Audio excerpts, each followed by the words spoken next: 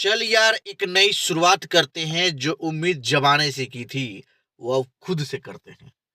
जय हिंद मेरे प्यारे बच्चों और जवानों। आज हम फिर से आ गए हैं 10th क्लास का भौतिकी फिजिक्स का वीडियो लेकर, चैप्टर 3, जिसका नाम है विद्युत धारा, इलेक्ट्रिक करंट। तो आइए मेरे प्यारे बच्चों, यहाँ से हम शुरुआत करते हैं क्वेश्चन का। और बाबू वीडियो पे व्यूज कम आ रहे हैं, शेयर आप लोग नहीं कर रहे हैं। कृपया जो भी बच्चे वीडियो देख रहे हैं मेरे प्यारे बच्चों, कृपया वीडियो को ज्यादा से ज्यादा शेयर करें, दोस्तों के पास भेजें। और कमेंट नहीं आ रहा है ना बता रहे हैं आप लोग, तो कृपया कमेंट करके बताएं कि वीडियो कैसा लगा। जो हम क्वेश्चन दे रहे हैं वो कम से कम कीजिए। तो शुरू करते हैं क्वेश्चन। पहला क्वेश्चन है, 1 जूल प्रति सेकेंड कार्य करने की दर को क्या कहते हैं? 1 जूल प्रति सेकेंड कार्य करने की दर को क्या कहते हैं? 1 वाट कहते हैं, 10 जूल कहते हैं, 2 कूलाम कहते हैं, इनमें से कोई नहीं। तो बाबू मेरे, पहले तो जान जाए कि 1 जूल प्रति सेकेंड कार्य करने की दर को शक्ति कहते हैं। शक्ति का डिफिनेशन भी हो गया पावर का, ठीक है, विद्युत शक्ति का। 1 जूल प्रति सेकेंड कार्य करने की दर को क्या कहते हैं? शक्ति कहते हैं, मतलब पावर कहते हैं, विद्युत शक्ति। और शक्ति का जो मात्रक होता है ना, पावर का जो मात्रक होता है वो होता है वाट, है ना। तो शक्ति कहो या वाट कहो। जैसे आप लोग बोलते हैं गांव में जब झगड़ा होता है तो हमारा में इतना पावर बा कि तार वाट लगा दे। तो पावर बा में तो का लगई बा? वाट लगई बा। मतलब पावर के मात्रा का हो गई बाबू? वाट हो गई। तो 1 जूल प्रति सेकंड कार्य करने की दर को शक्ति कहते हैं, लेकिन इसमें उसको मात्रक दिया है तो यहाँ पे 1 वाट होगा। तो ए नंबर ऑप्शन सही होगा। आंसर नंबर 1 एक वाट। आगे बढ़े, आगे बढ़ते हैं। नेक्स्ट क्वेश्चन, टंगस्टन धातु के गलनांक कितना होता है? टंगस्टन जो होता है बल्ब के अंदर होता है, उसमें निष्क्रिय गैस भरी होती है, जो बड़ा वाला रेड कलर का जो बल्ब आता है, उसमें उसका गलनांक कितना होता है, मतलब कितना डिग्री सेल्सियस पे जाके गलेगा? तो पहला जो ऑप्शन है 1000 degree Celsius, 2500 degree Celsius, 3000 degree Celsius, 4000 degree Celsius. तो सही जो आंसर होगा 3000 डिग्री सेल्सियस होगा। तो 3000 डिग्री सेल्सियस में टंगस्टन का गलनांक होगा, उसके पहले उसका नहीं होगा। क्लियर? अब इंपॉर्टेंट क्वेश्चन है, आगे बढ़ते हैं। अमीटर से निम्नलिखित में किसे मापा जाता है? अमीटर से क्या मापा जाता है? पहला है धारा, आवेश, विभव, विद्युत शक्ति। तो अमीटर से बाबू मेरे धारा मापते हैं, या धारा मापने के लिए कौन यंत्र लगाते हैं? तो अमीटर लगाते हैं। अमीटर, धारा, र है लास्ट में, उसमें भी र है, धारा में र, अमीटर में र। अमीटर से क्या मापते हैं? धारा मापते हैं। धारा किससे मापते हैं? अमीटर से मापते हैं। क्लियर है? तो बाबू नेक्स्ट क्वेश्चन पे चलते हैं। 1 मिली एम्पियर बराबर होता है, किसके बराबर होता है मिली एम्पियर? 10 के पावर -3 एम्पियर पावर है ये। दूसरा ऑप्शन है 20 के पावर -2 एम्पियर, 10 के पावर -1 एम्पियर, और 30 के पावर -6 एम्पियर। तो आपने 9th क्लास में पढ़ा होगा, मिली, माइक्रो, नैनो, पीको, फेम्टो, एटो, पढ़ा है? मिली, माइक्रो, नैनो। तो मिली उसमें देखे होंगे कि 10 के पावर 3 होता है, तो वही चीज है, एम्पियर भी वही आ जाएगा। 10 के पावर -3 एम्पियर होगा, तो ए इज करेक्ट आंसर होगा। क्लियर है मेरे बच्चों, मेरे प्यारे बच्चों? क्लियर है? आगे बढ़ते हैं। नाइक्रोम में कौन से तत्व होते हैं? जो नाइक्रोम होता है बाबू मेरे, उसमें कौन से तत्व होते हैं? नाइक्रोम का उपयोग कहाँ होता है? पहले तो बात ये, हीटर वगैरह में। तो पहला ऑप्शन है निकल एवं क्रोमियम, दूसरा है नाइट्रोजन एवं कार्बन, तीसरा है निकेल एवं कार्बन, चौथा है नाइलोन एवं क्रोमियम। तो कौन सा आंसर होगा? निकेल एवं क्रोमियम होगा। नाइक्रोम में कौन से तत्व होते हैं? निकल एवं क्रोमियम। आगे बढ़े नेक्स्ट क्वेश्चन की तरफ। अमीटर से निम्नलिखित में किसे मापा जाता है? अमीटर से किसे मापा जाता है? उधर क्या था बाबू? उधर भी मिला था क्या ये क्वेश्चन? जी मिला था, ये हम सेम क्वेश्चन है। लास्ट में रॉ था तो धारा, अमीटर से धारा मापता, अभी मापते तो अभी तुरंत हम याद करवाए थे, तो एज करेक्ट आंसर होगा। आगे बढ़े। विद्युत धारा कितने प्रकार के होते हैं? विद्युत धारा जो होते हैं बाबू कितने प्रकार के होते हैं? क्वेश्चन है 4 2 3 है, सॉरी 2 1। तो कितने प्रकार के होते हैं? 2 प्रकार के होते हैं।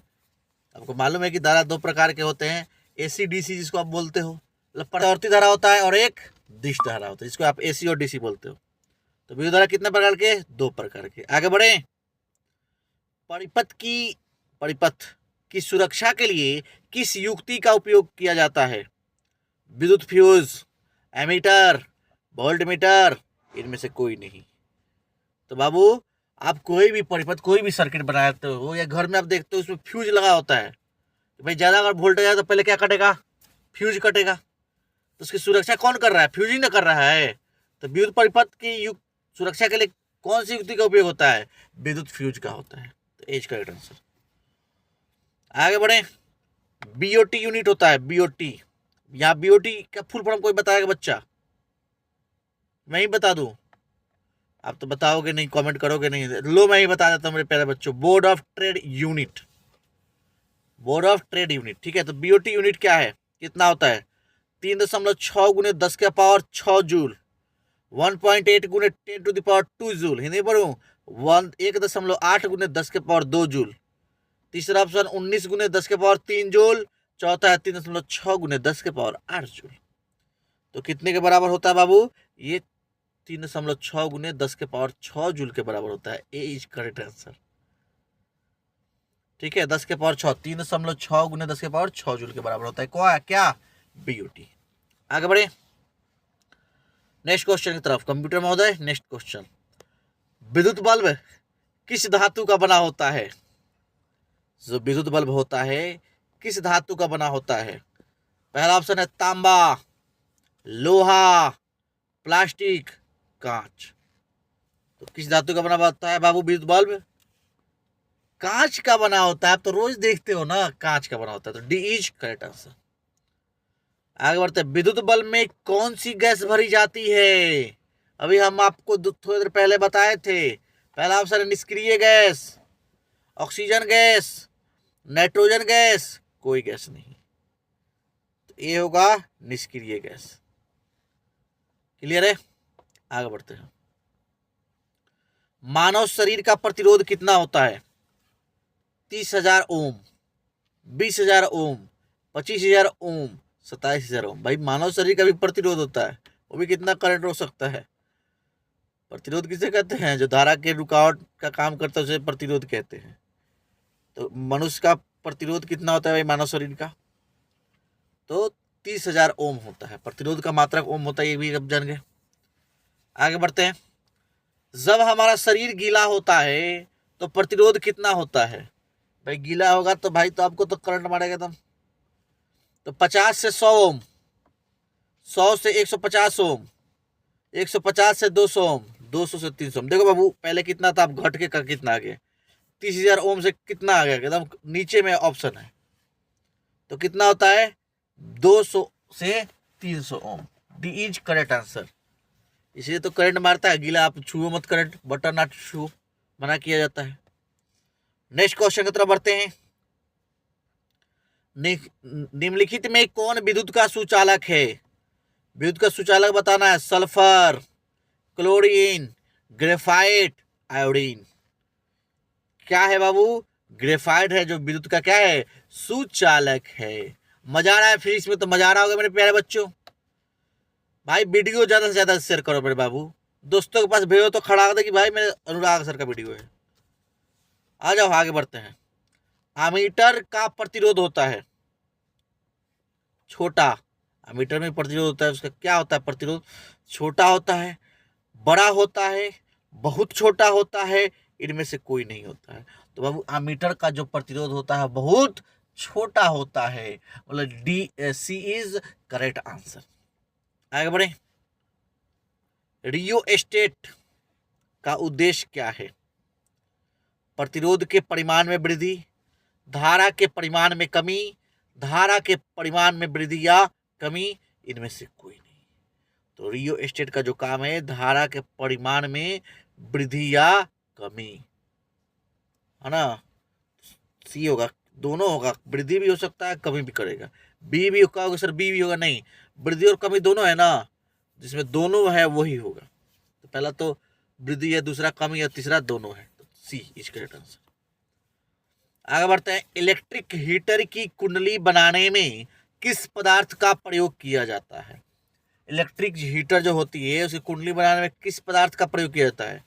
पहला है तांबा, लोहा, चांदी, नाइक्रोम। क्या होता है? नाइक्रोम होता है। D is correct answer. आगे बढ़ते हैं। एक यूनिट विद्युत ऊर्जा का मान कितना होता है? 3.6 गुने 10 के पावर 3 जूल, 3.6 गुने 10 के पावर 5 जूल, 1.8 गुने 10 के पावर 4 जूल, 3.6 गुने 10 के पावर 6 जूल। अभी शायद हम आपको बताया था इसके पहले,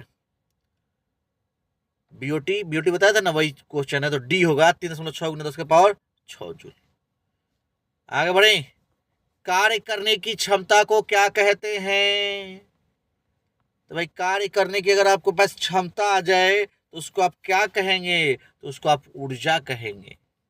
वही आ जाए कार्य करने की दर को क्या कहते हैं, तो आप इसका आंसर बताओगे कार्य करने की दर को क्या कहते हैं। अगर क्षमता की बात करें तो ऊर्जा, और दर कहे तो क्या, आप बताओगे कमेंट में, आपके लिए छोड़ रहे हैं हम।